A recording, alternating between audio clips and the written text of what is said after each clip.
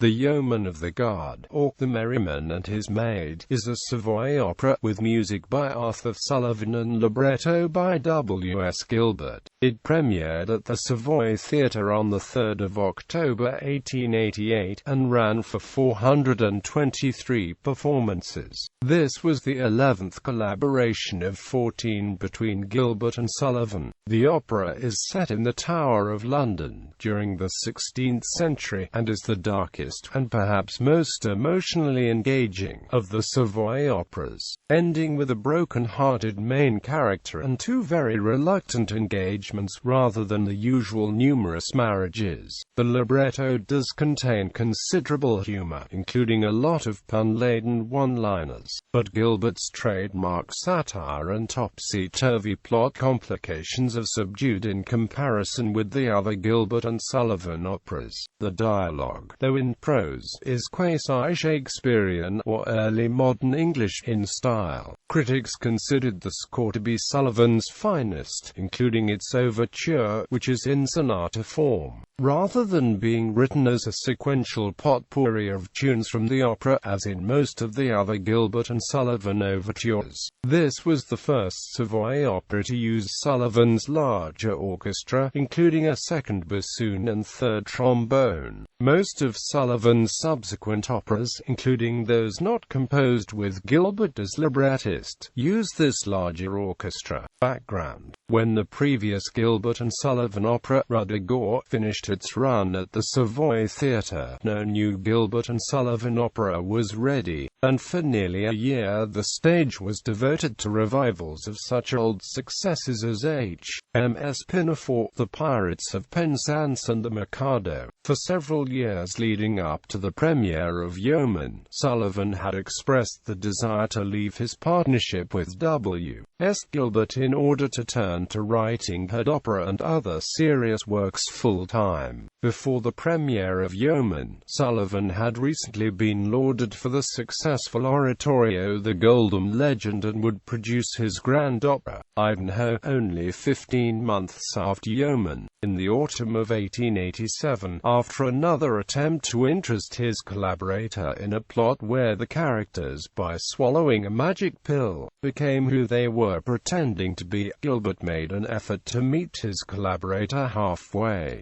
Gilbert claimed that the idea for the opera came to him while he was waiting for the train in Uxbridge and spotted an advertisement for the Tower Furnishing and Finance Company, illustrated with a beefeater. On Christmas Day 1887, he read to Sullivan and cut his plot sketch for an opera set at the Tower of London. Sullivan was immensely pleased and, with much relief, accepted it, writing in his diary, "Pretty story, no topsy-turvydom, very human, and funny also."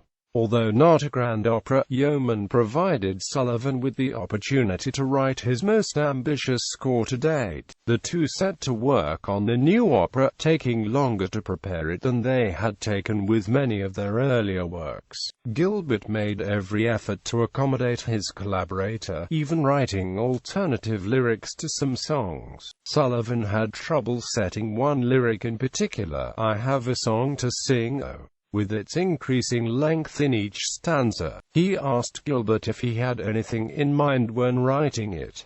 Gilbert hummed a few lines from a sea shanty, and Sullivan knew what to do. The first act was rather long and contained an unusual number of sentimental pieces. As opening night approached, Gilbert became increasingly apprehensive. Would the audience accept this serious, sentimental tone from one of the duo's comic operas? Gilbert and Sullivan cut two songs from Act 1 and part of the Act 1 finale, partly to decrease the number of sentimental pieces near the beginning of the opera. Gilbert, always nervous himself on opening nights, came backstage before the performance on opening night to have a word with some of the actors, inadvertently conveying his worries to the cast and making them even more nervous.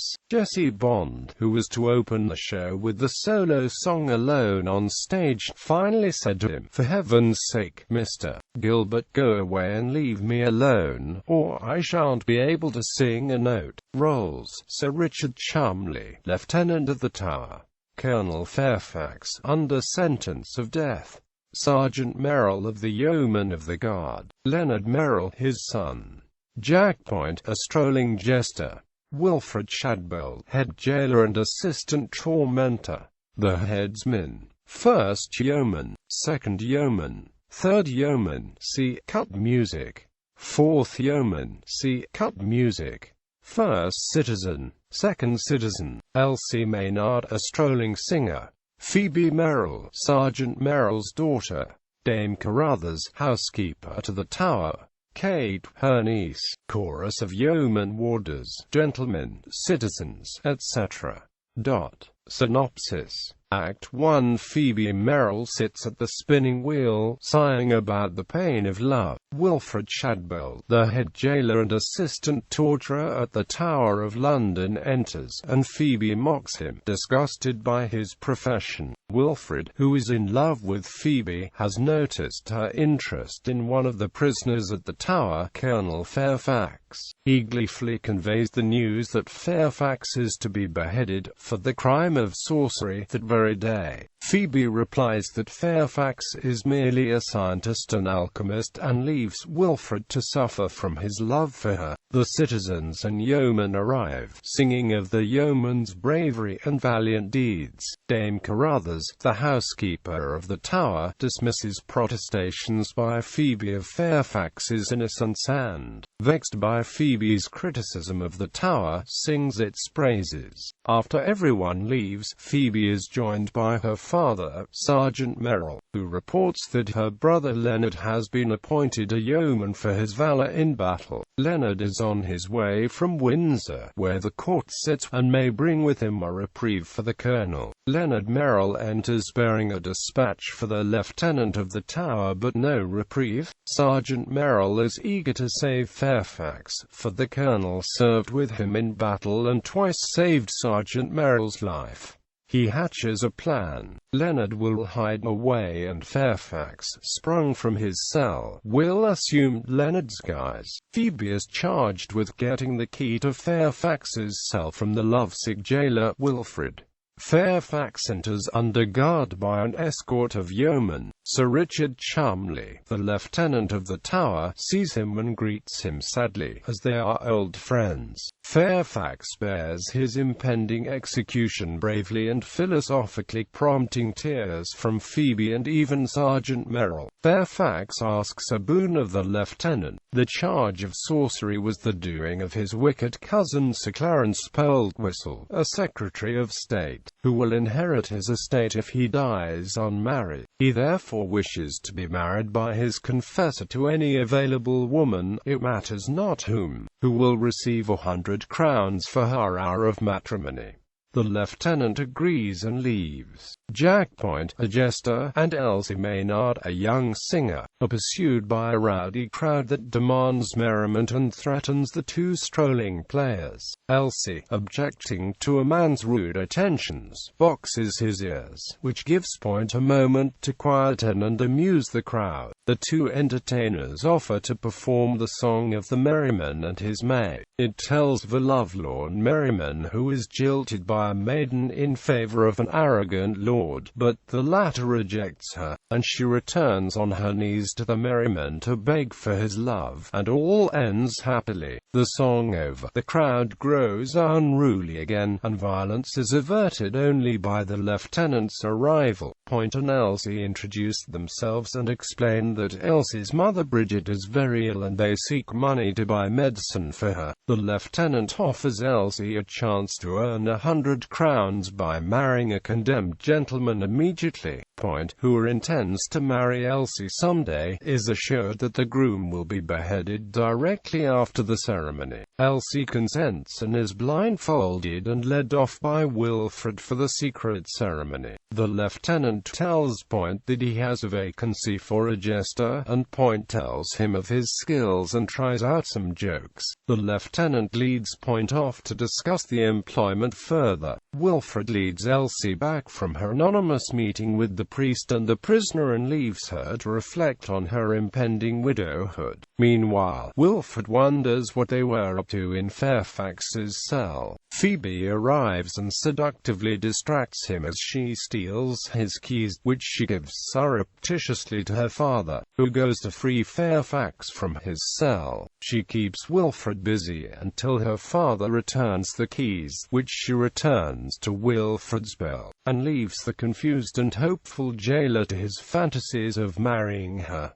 Merrill disguises Fairfax as his son Leonard. The yeomen come to greet Leonard, who insists that the tales of his bravery are exaggerated. He flounders when Phoebe greets him, not having been introduced to her, but Wilfred helpfully identifies her, telling Fairfax that he, Wilfred, is betrothed to Phoebe. He commends her to the care of her brother until the marriage. The headsman enters, and all is ready for the execution. Wilfred, Fairfax and 2 yeomen go to fetch Fairfax.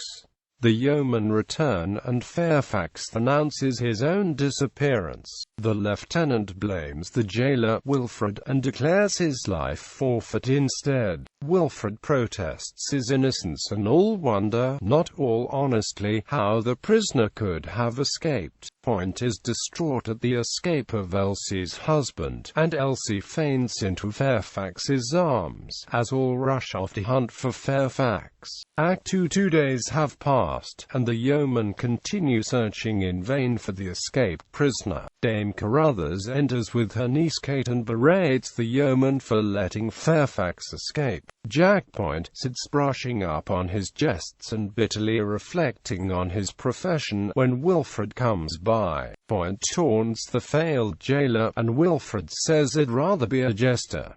This gives Point an idea. He reveals the secret wedding and agrees to teach the oaf the art of jesting if Wilfred will publicly swear that Wilfred shot Fairfax dead as he swam across the river to escape.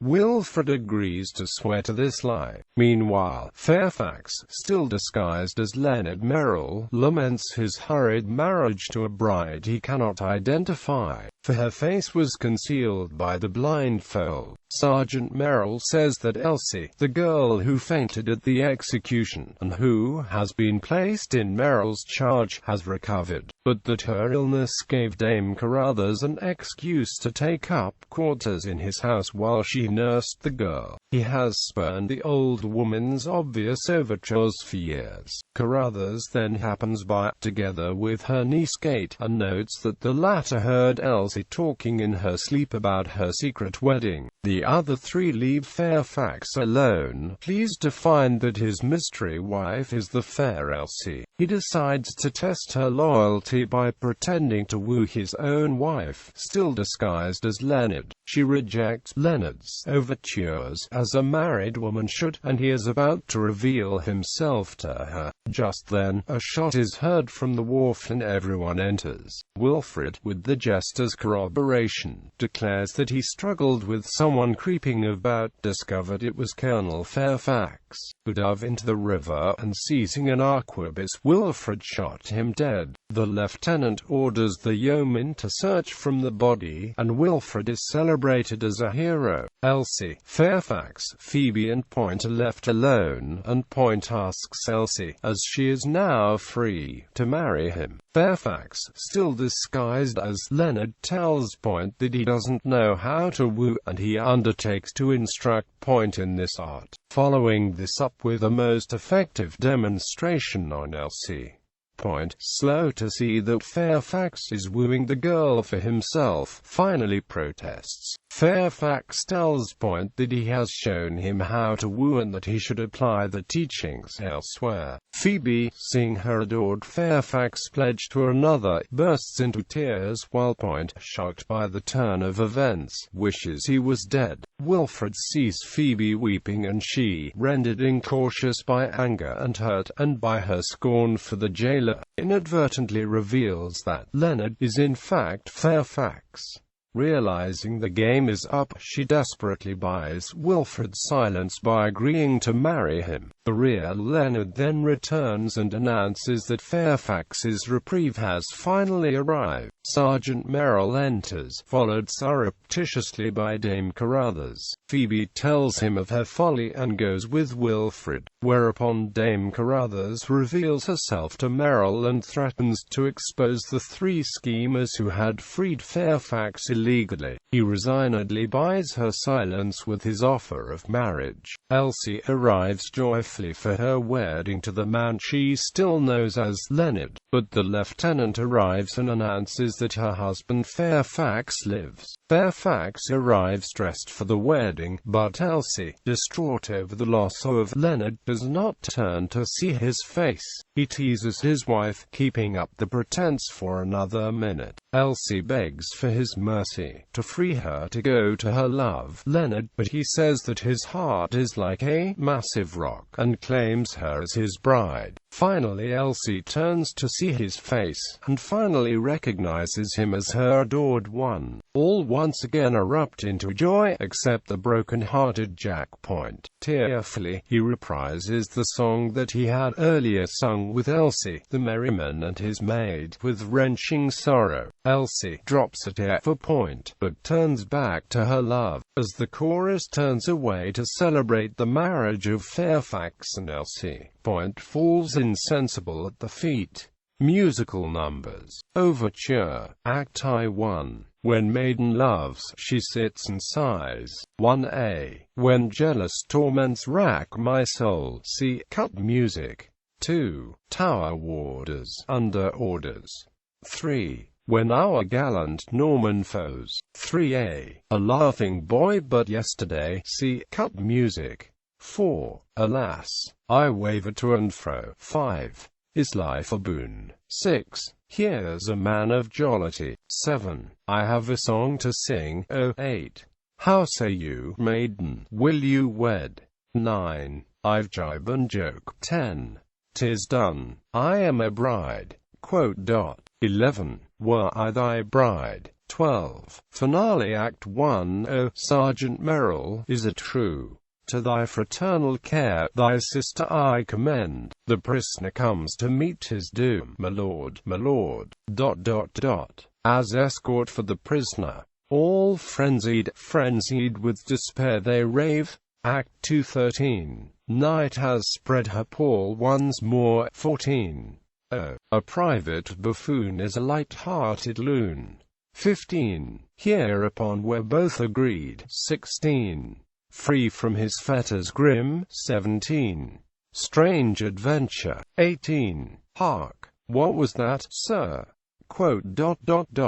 Like a ghost his vigil keeping. 19. A man who would woo a fair maid. 20.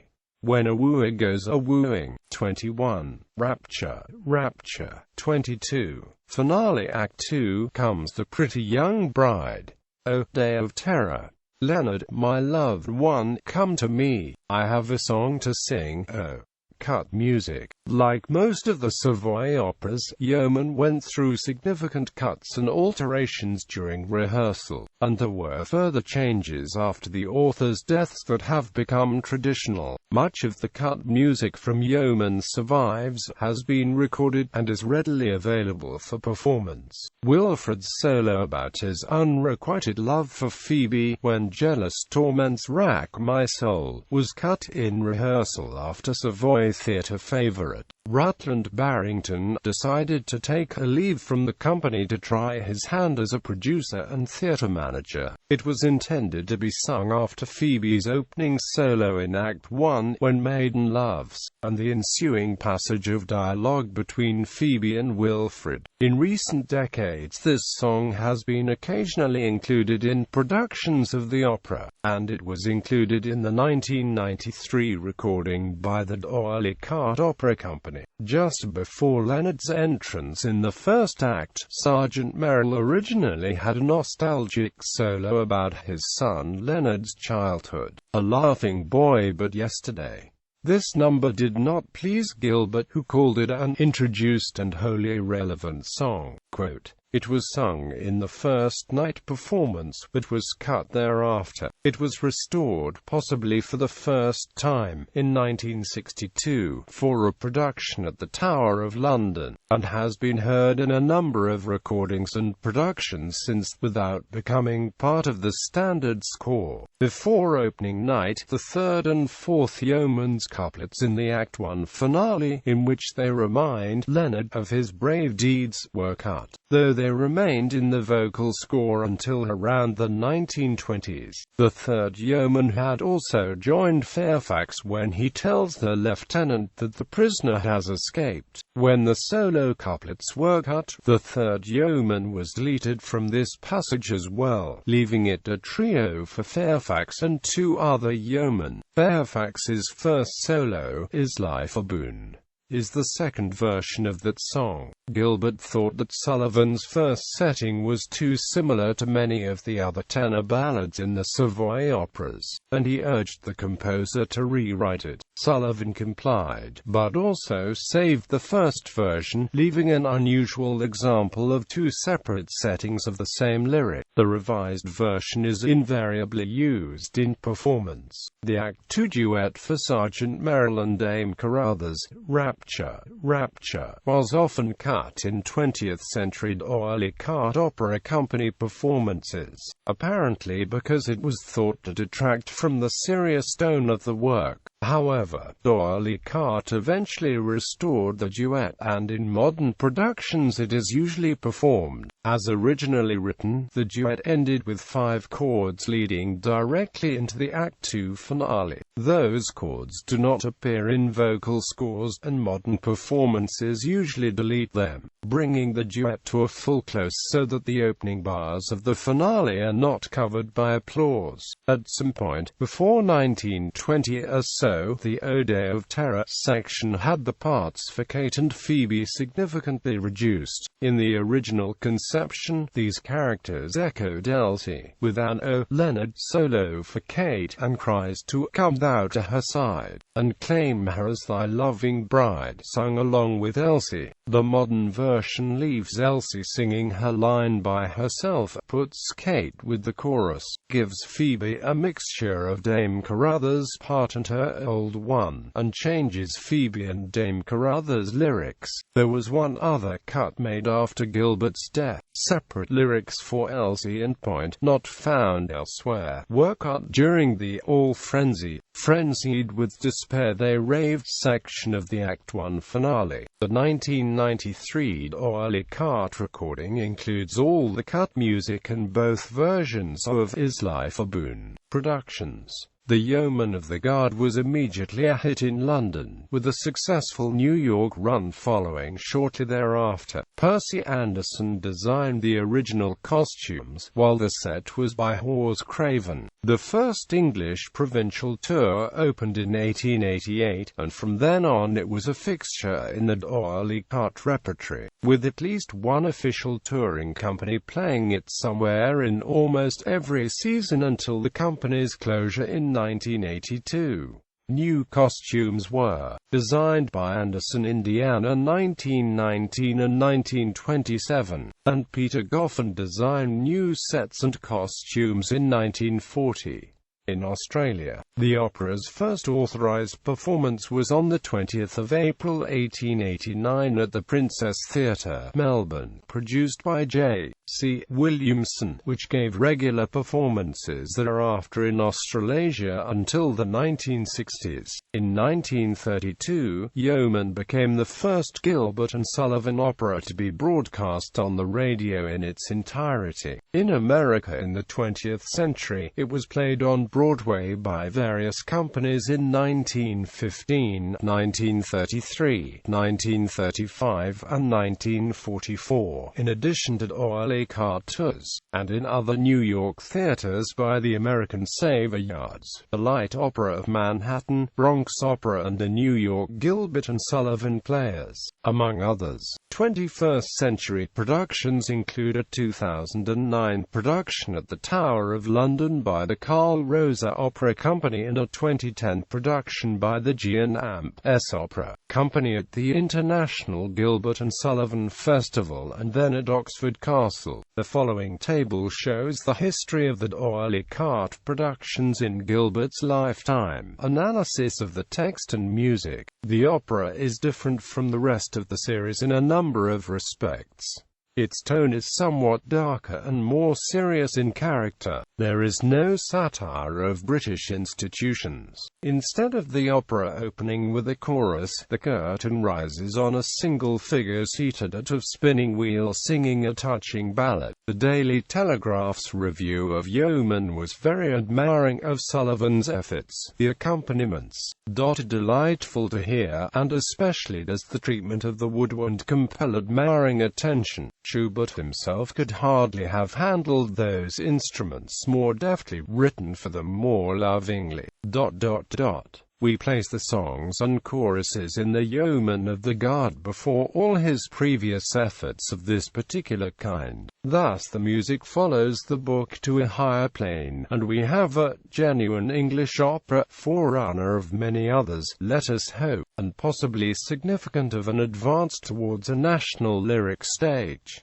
The Times noted, "It should be acknowledged that Mr. Gilbert has earnestly endeavored to leave familiar grooves and rise to higher things." Quote, some reviewers, however, suggested that Gilbert took too much of his story from William Vincent Wallace's 1845 opera, Maritana, in which a street singer is married in secret to a gentleman. Another antecedent of Yeomen is Gilbert's 1875 tragedy, Broken Hearts. There are the love triangle among Prince Florian, Lady Vavere, and the hunchbacked servant Master parallels the triangle in Yeomen among Fairfax, Elsie, and Point. The opera actually concerns yeoman warders, who are guardians of the Tower of London and are selected for this position as a reward for long and meritorious service to the Crown. Today, they act as tour guides at the Tower of London. The yeoman warders are often incorrectly referred to as Yeomen of the Guard, which is actually a distinct corps of royal bodyguards. Gilbert shared this confusion by naming the opera The Yeomen of the Guard. However, Gilbert and Sullivan were careful to replicate the historical tower as closely as possible in the opera's settings, costumes, and music. For instance, during the Act I finale, the bell of St. Peter's tolls for the coming execution, as was the custom at the time. The character of the Lieutenant of the Tower, Sir Richard Cholmondeley, is the only character in all of the Gilbert and Sullivan operas that is based overtly on an historical figure. Cholmondeley was the Lieutenant of the Tower from 1513 to 1520. During the reign of Henry VIII, Cholmondeley lost some favour with the City of London authorities during the evil May Day riots of 1517. He ordered the firing of some of the Tower's artillery at the city to try to quell rioting by gangs of young Londoners who took control of London for several days and were attacking foreigners, especially the wealthy foreign merchants and bankers of Lombard Street, London. Nevertheless, Cholmondeley continued serving at the Tower for 3 more years until ill health forced him to resign. He was responsible for the rebuilding of the Chapel of St. Peter at Vincula, the parish church of the Tower of London, where there is a prominent tomb in his memory. Historical casting. The following tables show the casts of the principal original productions and oily cart opera company touring repertory at various times through to the company's 1982 closure. Note that the fourth Yeomen was no longer included in the cast after the original London and New York productions, and the third Yeomen was no longer included after the first London revival in 1897. After the second repertory season in 1909, the headsman was no longer separately credited.